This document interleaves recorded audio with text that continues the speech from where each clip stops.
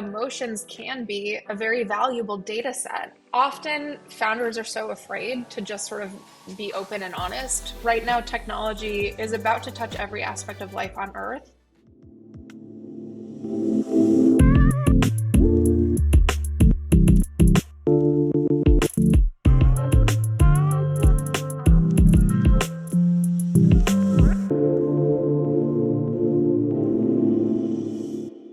Hi, everyone. It's Daniel from Just Paid. Today we have Amy, who has a lot of experience basically coaching founders and how they, coaching founders and co founders and building their teams together. I know you've been doing this for quite a while, Amy. Maybe you could give us like a little, just maybe a quick pitch on your past and who you are. Yeah, I am Amy, and I was hired as YC's first batch director way back in 2015. And before I joined YC, I was a psychotherapist already. And so I had a private practice in San Francisco, and I saw lay people, non-founder people, civilians, and helped them as any therapist would. And it wasn't at all my intention or my job to coach founders or to do anything that was emotionally supportive of startup founders, but it was my job to build resources that helped founders build their companies and run the batches. That was my whole job at YC. And my job description at the time was in its entirety to look after founders. And that meant a lot of different things over the years that I was at YC. But because of my experience and my training, it became obvious to me almost as soon as I started that founders are people too. And founders experience a huge amount of uncertainty and pressure and high stakes decisions. And they internalize that as anxiety, and they really struggle to manage the feelings of it all. And those feelings often erupt in conflict in the founding team. And those conflicts end up killing the company. And so part of my job became to build resources and coach founders because it helped them in managing all the emotions that come along with starting startups and in building strong relationships with their co-founders. Before this, you were a psychologist, correct?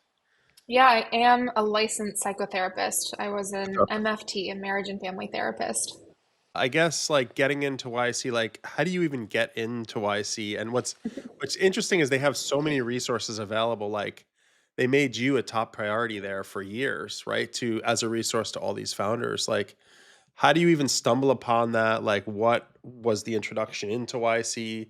You hadn't even heard of YC, correct? It was just like, No, I had no idea how I got into YC is either divine intervention or complete and total luck. So while I was in grad school, well, before I was in grad school, I was in commercial real estate, and I was in commercial real estate and full time, and I did grad school full time. And in my commercial real estate life, I knew a single recruiter because I would often need to fill offices or find a receptionist or whatever I needed to do to run the buildings that I managed.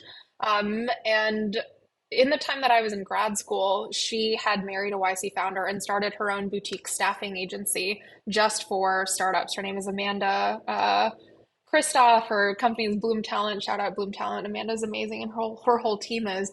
I didn't know any of this. When I finished grad school and had started working with clients, I knew that I wanted to work in tech because of reasons we can get into if that's relevant.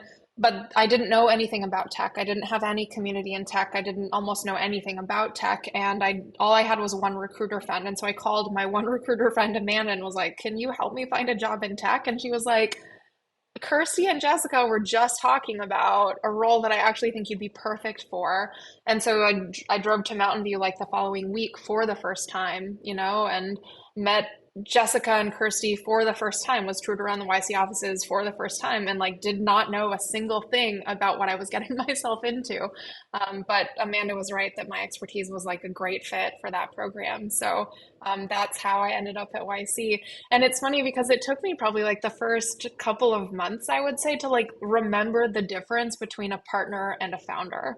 Like I had to have a little cheat sheet note like on my desktop to be like, okay, partners are people I work with. Founders are users that I serve. And that was sort of speaks to how little I knew about tech in general. But they saw something in you. I mean, they get thousands of applications, thousands of people trying to work there, and Mhm. you just happen to be in the area, you happen to, like, nail the interview, like, Jessica, Livingston is one of the founders, like, she interviews thousands of people.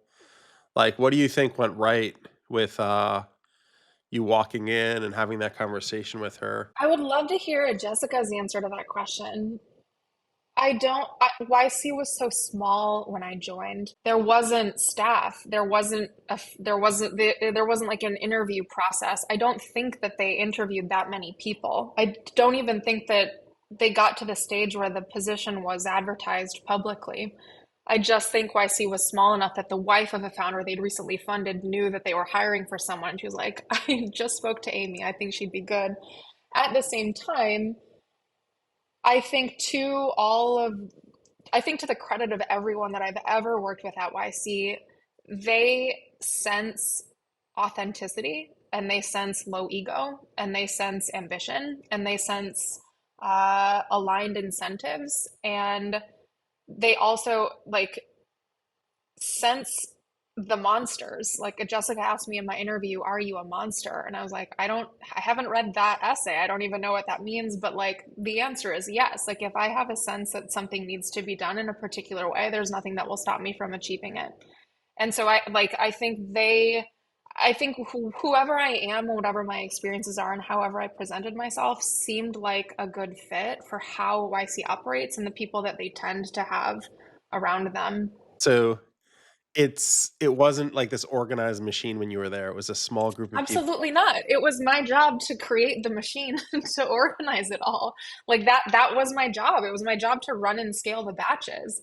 There was no process whatsoever for what went into a YC batch at that time. It was like, maybe some people will like interview or like invite this person to speak to the batches, and I don't, it was like hilarious. Yes, YC was like 10 years old by that point, but it was still a mix between like an experiment and a family office and a little bit of a university. Like it was a different thing back then. Yeah, and they had software, but it wasn't like what they have today, I guess. Bookface was just launched the batch that I was there. So I managed like the, I won't say it out loud, but the old Google group that used to go out that was used before Bookface Forum. Like there wasn't a software team. There's like Gary and some other people could do some software, but there wasn't any of that internal structure. And yeah, there was software. It was written in Lisp and it was in the back end of Hacker News because it started with PG just like tinkering. Like I need to find a way to like, make it easier to schedule these people. Let me make a booker, like all that stuff was in Hacker News' back end. That was like a giant software team architecture project that happened like some years after I started. Wow, and then you came in and they basically wanted you to help, like, with the founders, but also help scale everything, so you had, like, multiple like, hats, like a Yeah, so again, my job description, because I mean this literally, my whole job description was verbal and it was look after founders. And it was up to me to decide what that meant. And so, like these are just completely random examples, but like, I don't know if you remember Daniel, but the user manual was infinite scroll. The user manual for the audience is a PG oriented document that he had written to save himself from repeating over and over again to new YC founders. This is how to do YC. These are the things you should know. Like, here's how to think about fundraising. Here's how to think about dinners. So it started as a single scroll, infinite scroll document in Hacker News's backend behind login that it was expected newly funded YC founders would read to understand what the YC batch was. No one like owned that, and so it became my job to update that and edit it with new information and new expectations as the program itself evolved. That's like one random example. Another example was like the Bookface schedule, which is like a for founders that are newly funded in the batch, they have a special section of Bookface where they can see what the schedule is and they can learn what the heck prototype day is and they can learn how to prepare for, demo day. There's all these things that like only makes sense in retrospect, but did not exist that I ended up owning because no one else was. Oh, so you brought up prototype day. That's something that's from the past. They don't have that anymore. But you're Right. talking about a lot of things that, like, were way back when in the early days. Yeah. What was, like, your favorite part of being part of, like, YC? And I kind of view YC as, like, this renaissance. It's almost like, when, like, Leonardo, da Vinci was, like, doing all of his amazing work and you had all these, like, Michelangelo doing all this amazing work. I feel like Silicon Valley right now, when you were there, it's like it literally is that with tech, where you have all these like founders being invested in and all these people believing in them. Like, what was your favorite like thing in that like lightning? So whatever it is, this electrical amazing place. Like, what did you love? Gosh, it's such a good question. Almost everything. What an incredible place. I think what really resonated with me and what sort of sparked alive within me was the feeling of being around people who can have an absolutely insane idea and the next sentence out of someone's mouth is like, sounds awesome, let's build it. And that amount of connection between a vision or a dream and the actual, like, grounded ability to execute on that dream without constraint, this constraints come later. That really resonated with me. And I'm not just talking about the partners at YC who all have that ethos, but every single founder who walked through the door at YC was also like, let's do it. Let's see what happens, Let's explore, let's experiment, let's create together. That so resonated with me. And it was incredible to be in that for 5 years. I'm not from Silicon Valley. Are you from this area originally? Like, or did you move to this area? I grew up in South Dakota and went to school in Wisconsin and then moved to San Francisco in 2010, right after I graduated um, undergrad. So I've been here ever since. I'm from New York, and I think it has its Mm. certain vibe. Like it's an amazing vibe there. There's a lot of like amazing things happening, but I feel like there's this like very hyper optimism that happens in Silicon Valley that it doesn't happen in the rest of the world. And I feel like you're just calling that out. You're kind of naming it. It's like this: we can do it. Let's figure out how to get it done. Kind of like hyper optimism. Um, I think it's optimism mixed with ability, right? Optimism without the ability to do anything about it feels like ungrounded, wishy-washy, dreamy to me. And I think there's a time and a place for that, but I prefer the kind of optimism to come along with, and we can do it. how does that talent even come to Silicon Valley? Like, I guess why isn't it everywhere else in the world? Like, why is it here? Like, because Mm. there's a lot of optimistic people out there. Like, why here? Hmm. Like I guess I'll ask you that question. Like, why Hmm.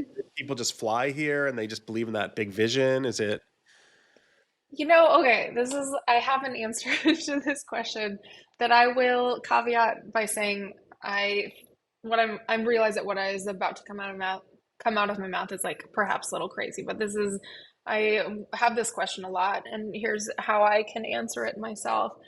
I think San Francisco geographically is a really interesting place. And I know like that this is not necessarily about, the South Bay and other places, but the heart of the building and YC itself has moved up here. And so I'm just going to go with San Francisco right now. San Francisco is an interesting place because it's a city that's built on sand dunes and swamp. And it's a city that almost geographically can have no deep roots. It's also a city that's surrounded on three sides by water. And so there is a sense of horizon and limitlessness when you look out and see nothing, but the water and the sky. And so I think as an incredibly sensitive person, I'm sensitive to place, I'm sensitive to emotion, I'm sensitive to the fact that there is a natural way in which when I'm here, I'm very much in my own, like I can't be grounded deeply, can't grow roots in this place. The earth itself won't hold them. And so that allows me, I have to live up in my dreams. I have to live up in the possibilities. I have to look at the limitless horizon and imagine what could be. right? And then find a way to sort of root it down here in the practical here and now. And, you know, I don't know. That's just like one possible answer that I have to that question. That Got is that does not include the history, you know, of Silicon Valley and Intel and you know, the actual like literal Silicon Valley, but that's one of the things that I think about. okay, so it's a place where people are like almost like energized to create, unlike other places like where you said Wisconsin, you know, lots of land, it gets cold there, very different environment, Yeah, different way of thinking, I guess. And, you yeah. know, people are not quite drawn there like they are here. Like here, people like flood to come here just because they hear of like the opportunities in this area. And it's just, I guess it's the city. I mean, you've also seen like the transition from like Y Combinator being in the Bay to San Francisco. Like you saw that move happen over the last, I don't know, several years. Like, why would that happen? You think that's where the action is, or is that just a natural move, like where YC was going to go anyway? Or Yeah, it's interesting. I can only speculate because I don't think I was at YC when they like really moved the batch into the yeah. city.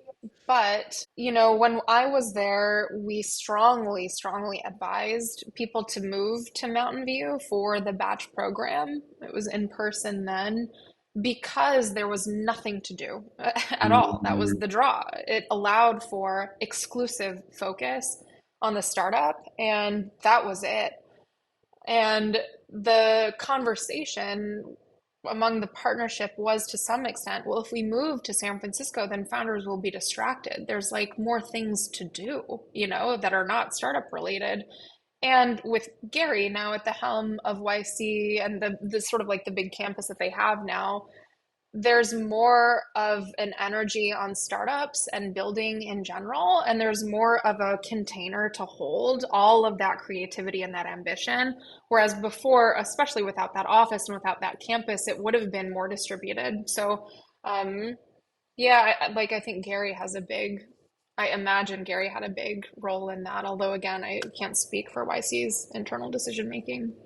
You talk about using emotions as like data in decision making for founders, and you know, I think that you would basically be the sounding board for a lot of founders and like talk them through a lot of issues. The founding team is the core team in the early days, at least for like the first like 5, 10, 15, 20 years of a company. You need that founding team really aligned. Like, just talking about like emotions, like, does it matter? I'm just being like, you know, playing devil's advocate. Could you just push those aside and like shove them in a corner and just build? Like, why care about your emotions? Like, you know, like what? Yeah, I get it. Yeah, so my experience is that startup founders are in an environment and a context in which there's an almost inhuman amount of uncertainty, right? There's especially in the early days, you don't know what you're building. You don't always know who you're building for. You don't usually have enough money. You don't often have enough resources or headcount to build the thing that you want to build. There are market pressures. There's the simple fact that whatever your product is, even when you've centered on it, has never been built before, right? So there's like existential uncertainty when it comes to the viability of what your idea is. And that's not common. That's remarkable. Not everyone is trying to build something brand new and having to experience that amount of uncertainty in their just day-to-day lives. And in um, in that environment of enormous uncertainty and ambiguity, I have I have noticed that emotions can be a very valuable data set that founders can use in order to make decisions. It's data that is in you. It's always available. It provides information about options, users, our felt sense of like whether this product works, whether it doesn't. It's not the data set that I think everyone should be using in exclusion, but I think it provides interesting data that can support good decisions in an information scarce environment. The other thing that I'll say is that because startup founders have to wade through such enormous uncertainty over just during the course of running your startup over the course of a day, like founders internalize that uncertainty as anxiety. And so almost every founder I know is just their default state is one of pretty intense nervous system dysregulation, right? You guys feel pretty afraid almost all the time about everything. And that fear can cause suffering. It can result in bad decisions being made. It can result in not enough risk being taken or too much risk being taken. It can distort the way that you think and how you're analyzing the world and decisions and relationships. And so when founders uh, try to operate their companies from a dysregulated nervous state, they're often pretty sloppy, right? And those decisions can make the startup fail. And so, again, learning how to have some amount of emotional regulation, using emotional awareness, incorporating your emotions in your decision making, it can help you it can eliminate suffering and could, potentially help you make better decisions to de-risk your startup from threats. In this, like, anxiety-ridden state, like, are there things that are that you've seen that are, like, worse stressors, or are there things that are, like, things that founders should avoid? Like, an example is, like, maybe we should like, burn more money and run out of money in 1 year because we'll grow faster. Like, is there anything, like, that you see as, like, or is it just internal fighting with the team? Like, what do you see as, like, an anxiety causing agent that generally, like, breaks a founding team or breaks a founder? There may not be a right answer, but I'm just curious, like, your Well, thoughts.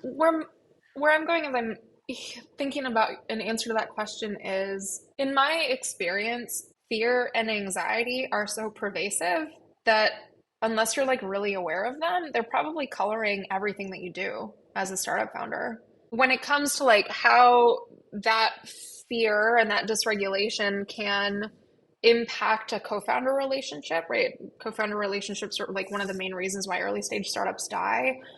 How that plays out is that often founders are so afraid to just sort of be open and honest with what they're thinking, what's going wrong, what they're afraid of in the relationship, what isn't working in the relationship, that they end up holding back. They end up not saying anything at all because they're afraid of what could happen if I do say something. I call that relationship debt. And relationship debt is just like technical debt, right? It's like baggage that just sort of accumulates within the relationship. And unless you actually do something about it, unless you clear away that technical debt in your tech stack or relationship debt in your relationship, then you're just going to reach a point where the relationship itself fails because there's too much unspoken stuff between you that never ends up getting addressed. And that's what I noticed over and over again in working with founders at YC and beyond, that like they could have had like a good run of things, right? But they didn't have the like healthy and clear communication hygiene in order to like have a strong and honest and authentic enough relationship to withstand the rest of the pressures of building a company. One of the co-founders of Airbnb once told me, "Go on a rent an Airbnb anywhere and just stay at the Airbnb with your co-founder and just kinda, it helps the relationship." But, like, in those strenuous situations, like, when do you bring up whatever the issues are? Like, do you do that on a walk? Do you do that in an Airbnb? Do you do that at, like, a private meeting? Like, and how, depending on any issue, like, what's the best place to bring these things up and, like, Yeah. have your co-founders be open-minded minded because 'cause they're also going through that anxiety and that stress. Yeah, the like brain exploding like, but how do we bring it up? Is like it's Yeah, so common. Like yeah. almost every founding team that I've worked with has been like, but when and but how, And like in the not knowing, there's so much efficiency that's lost. Like going back and forth, like, do I send them a Slack? Like, should I text them? Well, I'll just hold it. Like that is all time and energy that you could be using to build product. And there's Mhm. so much time and energy that's I'll call it wasted, to be very dramatic about it. It's wasted in that questioning. And so what I recommend is that every week founders have what I call a founder sync. And it's a meeting that there's an agenda for it on my website. If you go to the user manual and then click in, just search for founder sync, it's time in which the whole founding team is getting together to talk not just about status updates and like what's going on and what are we building and why, what are our users saying, but there's also dedicated time set aside for each of you to share anything honestly and directly that is on your mind that is a problem in the relationship. It's time set aside to talk about what feedback do you have for one another, not just on how we're doing, but how we're feeling, right, with each other and in our collaboration. And when that time is just on the calendar every single week and it's expected between everyone, okay, like we're going to talk about the company, we're going to talk about each other, it eliminates any of that like hand wringing, back and forth that can waste so much energy. So I encourage founding teams, especially early stage, to do that weekly and to not neglect it. So is that like a 30-minute, an hour, 45-minute, 15 minute? Yeah. Yeah, this is in my blog post. Let me see if I can remember it. What I've noticed is that most founding teams, early stage founding teams that I work with, tended to have the founder sync on a Thursday afternoon for whatever reason. I don't know why. I'm just reporting my observations. A Thursday afternoon, often 90 minutes, often included lunch, sometimes included a walk. And again, the agenda is like pretty juicy, right? So again, we're talking about what's going on in the company itself, what are the big decisions we need to make, and also how are we doing in relationship, and how much do we trust one another. If someone brings like a big topic up and kind of just plops it on the table, should the other co-founders immediately like, or co-founder, like react, or should it there is there like a listening mode or like a feed, like say someone says something extreme and they're just like they kind of put it on the table, like is do you recommend a certain like etiquette for it, or do they go back and forth very quickly and kind of like cash it out right there? Yeah, It's all different for every I co-founding. hear you. I'm gonna answer your question, but I'm gonna start with a little bit of context first. So I think of I have in my own mind and in my own working model of the world, there are sort of like three types of conversations that you could be having with someone at any given point in time. The first type of conversation, I call it a level one conversation, and that's just like rapport building. It's like, how are you? How was your weekend? Like, what did you have for dinner last night? And like those are the kinds of communication in which like you're just building rapport and building connection, but it's like you're not actually talking about anything, you're just talking, and there's like a time and a place for that. The second level of conversation is more deeper and it can be a little bit more vulnerable. And the second level of conversation, to land this again back in startup founders, could be about strategy. It could be about product. It could be about right? Users. It could be about like the decisions that we're making in a company. And that can sometimes feel vulnerable or intimate for founders, just sort of depending on their comfort with difference and differences of opinions and sometimes conflict in general. But in that level two conversation, there's no mention of like, I feel this about you. And you're not talking about the relationship itself. You're just talking about strategy or company building. And I call it a level three conversation. That's like the deepest and most vulnerable that you can get with another person. And the level three conversation is the only kind of conversation that can clear relationship debt. And those conversations sound like, I have this big concern about something that's going on in our communication. Can we figure that out? Or they sound like, the way that you spoke to me in our meeting last week has really stuck with me and it didn't hit me right. And I want to talk with you about that because I want you to know the impact on me. Or it could sound like, I noticed that I'm losing trust and faith in you, and I want to have that conversation. Here's why, and here's how you can rebuild trust, right? So, the level three conversation is the agenda item on the founder sync agenda.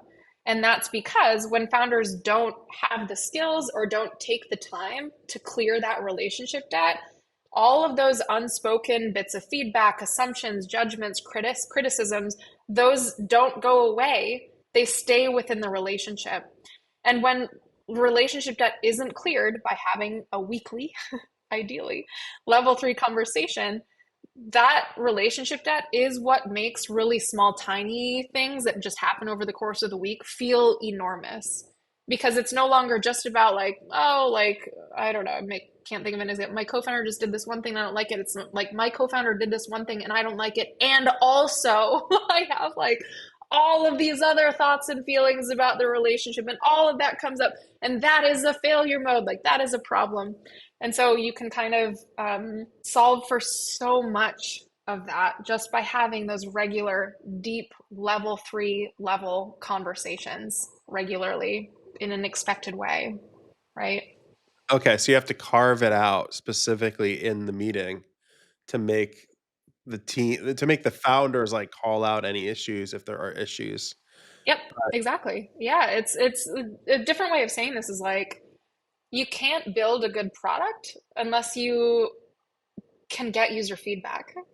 Yeah, And it's similar. You can't build a strong relationship unless you're getting information from your co-founders about what's working and what isn't, yeah, right? It's exactly the same. yeah. And sometimes you're going to hear something and it's like, wow, never in a million years would I have thought of that, but I can see it. And okay, I can adapt. Like, thanks for sharing. It's very much the same principle. I think the other thing that I want to say, because I don't want the reader or you or the listener or you to have the impression that level 3 conversations are always like heinous and horrible and like, horrific.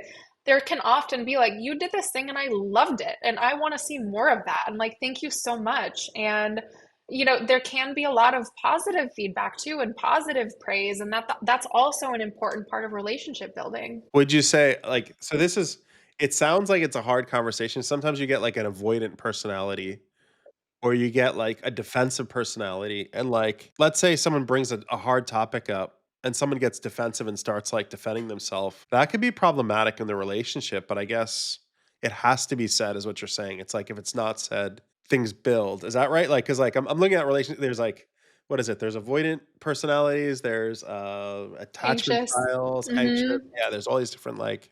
Yeah, it's probably worth just to touch a little bit on attachment styles. Attachment style is the psychological term that simply describes the patterns that we have. It's like the pattern we fall into that helps us manage stress within a relationship. And we tend to manage stress actually in very predictable ways. And to boil down a very sort of complex, in some ways, psychological theory, there are sort of two ways that people can respond to stress. One, we've already named them. One is anxiously, by having an anxious attachment, and the other one is avoidantly, by having an avoidant attachment system. The anxious co-founder, in a moment of stress slash always, will do and say things like they will need to have constant communication with their co-founder. They will very much want to resolve conflict to the very end. They will want to resolve conflict immediately. They will be the one mostly initiating difficult conversations. They will seem to their co-founder to be quite critical and perhaps demanding. And all of those behaviors underneath the surface for the anxious co-founder, what they're doing is they're just seeking connection in a moment of stress. And that connection seeking behavior often involves another person. And on the very far end flip side is the avoidant co-founder. And the avoidant co-founder manages stress by connecting with themselves. And so that can look like they will really want lots of time and space to think deeply before responding. They would often rather, kind of like shut up and build and just like get to like deploying a solution quickly instead of talking through perhaps the right decision. They will be seen as potentially more aloof or more cold by their co-founder. And it's not necessarily true that they are, it's just that they're managing their stress by going inward, whereas the anxious co-founder manages stress by going outward in a relationship with people. And this is really good to know because both of them are failure modes to be only anxious or only attached. You can imagine in a relationship that one person always seeking connection with another person who's always trying to like just seek connection with themselves doesn't really work. That's not a recipe for a successful collaborative working relationship. And so the anxious co-founder needs to learn how to kind of actually connect with themselves, how to hold back some of their thoughts, how to tolerate the discomfort of not having connection, how to seek other, potential advisors or helpers or, other things that can help them with their stress. That's their job.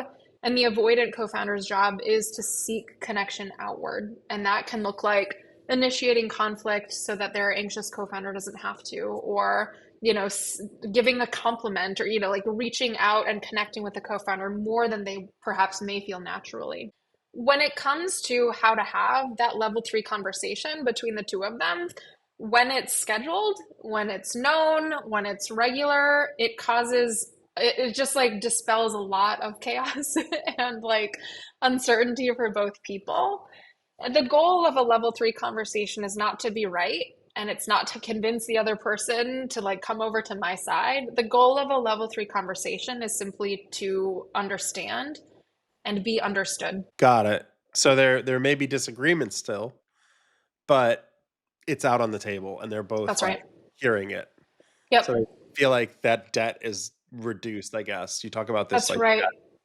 Yep, always clearing away debt. Again, in the same way where in a build cycle, probably at some point you'll want to spend a little bit of time clearing away technical debt. It's the same, right?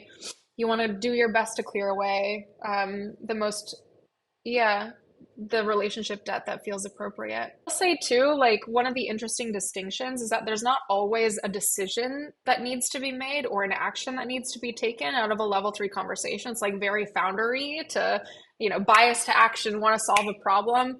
There's not often a problem that needs to be solved in my experience. What is most helpful, again, is just for both parties to feel as if they're understood by the other. got it. Okay, so it's not an action item like slice of time. It's really just getting the debt reduced where you communicate and it's out on the table, but there might be a resolution, there might not be.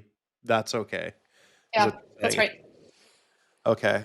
I mean, a lot of founders Mm-hmm. wanna fix it right there and then, so that's a tension, so you may get that. I don't know, maybe the, anxiety-ridden founder is like, "This needs to be fixed now because it's bothering me so much.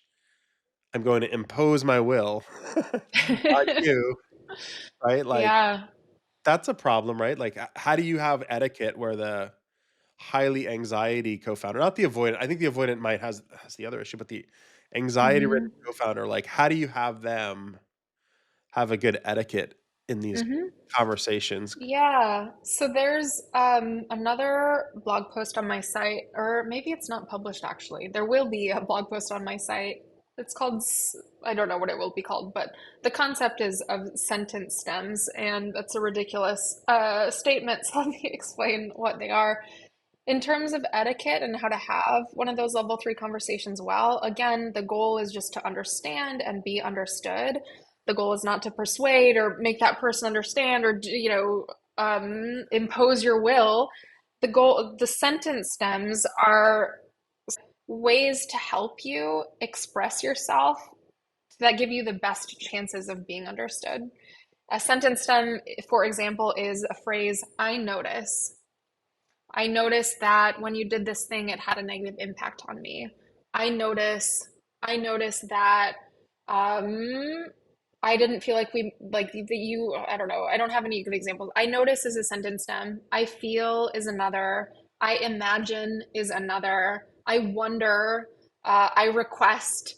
Like there are all these phrases that at some point will be on my website to help with this that you can use that help describe your own internal experience for the other person.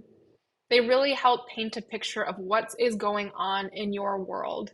And looping back to your point about defensiveness, when you are in an experience in which you're just sharing what's going on for you, I notice that I'm having this thought. I notice that I'm concerned about whether we're on the same page. I notice that, when you said this or did this the other day, like I noticed that I lost trust in you. I wish that something different could have happened.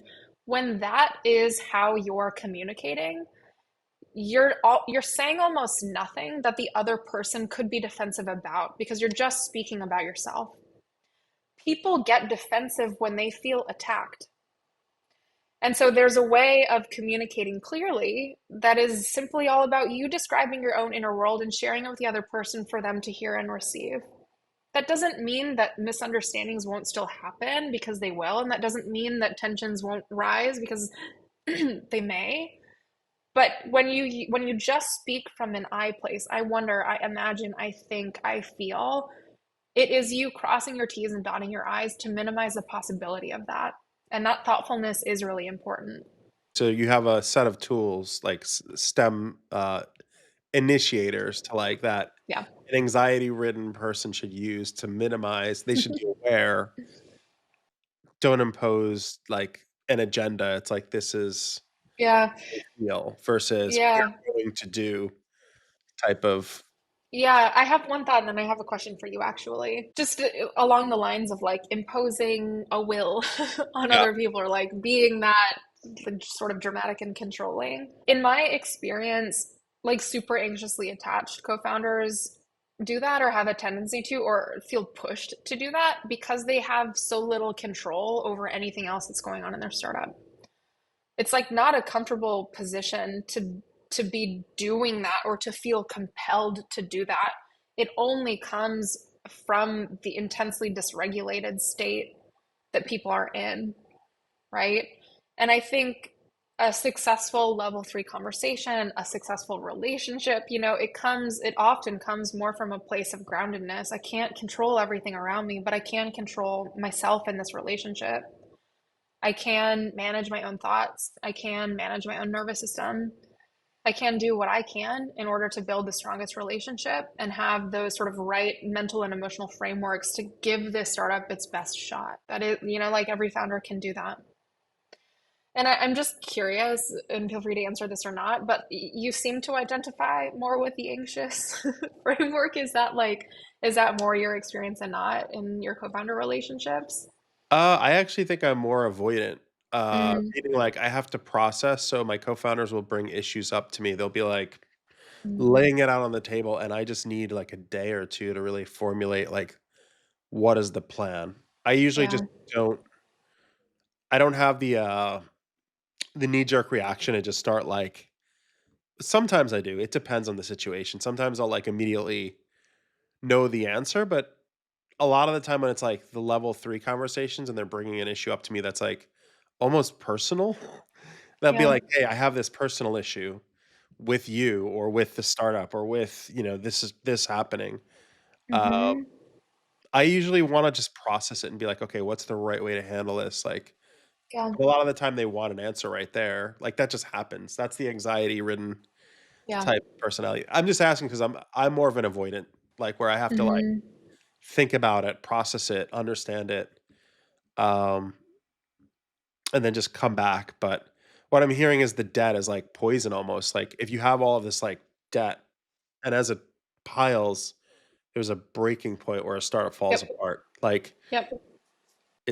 I kind of view it as like poison. It's not really like just dead. It's like you can take a little cyanide and stay alive. But if you have a lot of it, you're done. Like you're not going to survive. So it's like Yeah. you kind of have to understand those breaking points and really like reduce that debt, that Hmm. poison essentially from the co-founder relationship. Yeah. I think about it as plaque on teeth, and it's sort of the same concept that, like, yeah, you can deal with having a fair amount of plaque on your teeth, but if you leave it forever, then it's going to rot your bones, and that's not what you want. That does not a strong relationship make. I'm fascinated by your honestly all everything that you're talking through. Like, what do you see the future of like the emerging startup ecosystem founders, and like what should they be aware of as like the world is changing? Like, I think psychology is like something that you really brought out in the industry, but like what do you see like future trends in like, and this is broad. It doesn't have to be just that. Like, what do you see like something that founders should be aware of? Gosh, I love that question. I don't think I've ever been asked that before.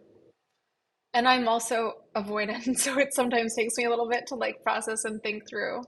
Here, here are my thoughts on that. So right now, the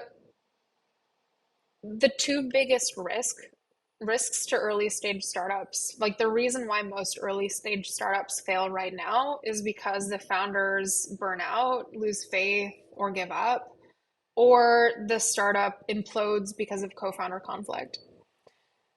Both of those outcomes are de-risked when founders have self-awareness and emotional and relationship skills, right? And we don't all come out of the womb with self-awareness, emotional and relationship management skills, right? And so that is a skill set that, if learned, can de-risk the two main reasons that early stage startups die. I am in the process of building out, hopefully, a soon to be widely available suite of products and resources that can help founders build that tooling. And until that's like universally available, it is a competitive advantage for startup founders to learn emotional and relationship management skills because your competitors are not always going to do it, right? And so you might actually be able to survive in a different way when your competitors burn out, lose faith, give up, or die because of co-founder conflict. That's sort of like my medium term vision in terms of trends in this, like watch this space going forward.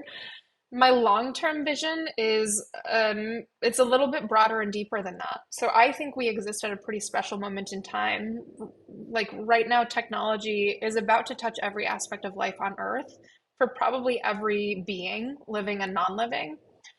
And that means that the people running those companies are going to have an incredibly broad impact on the world. And it's been my experience that when founders do use their emotions as data, and when they have the skill set to build strong relationships with people, including themselves, they're able to also build using their values, right? They can connect with concepts like honesty and integrity and courage and authenticity.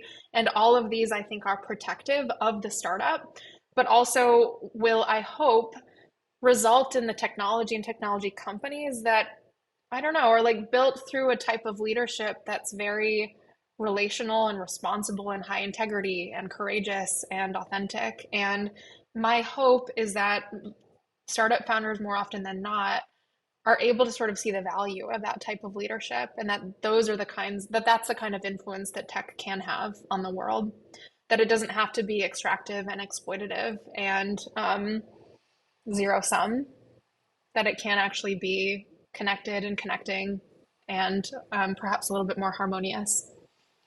So better cultures, better emotional intelligence, treating people well. I think Yeah. is that's a really bright future, honestly. And then you'll have a lot of these tools. Like, I guess just to end the podcast, like, where can listeners find your resources? Like, what resources are available? Like, what's your website? My website is thefoundercoach.com, and right now I have written content in my user manual. I also offer workshops called group office hours on the main emotional and relationship challenges that founders experience. I also have a coaching referral matchmaking service. So if you're looking for coaching, I can help you find a good coach. And I'm hoping to publish a book soon, and I'm also hoping to start a startup in this space. And so the resources that I'm building that exist on my website, I'll probably be building those for at least the next year, and then hopefully I'll get something that's a little bit more scalable when it comes to impact. Awesome. Well, thank you so much, Amy, for being on the podcast. This was an amazing episode. I learned so much. Thank you Good. so much.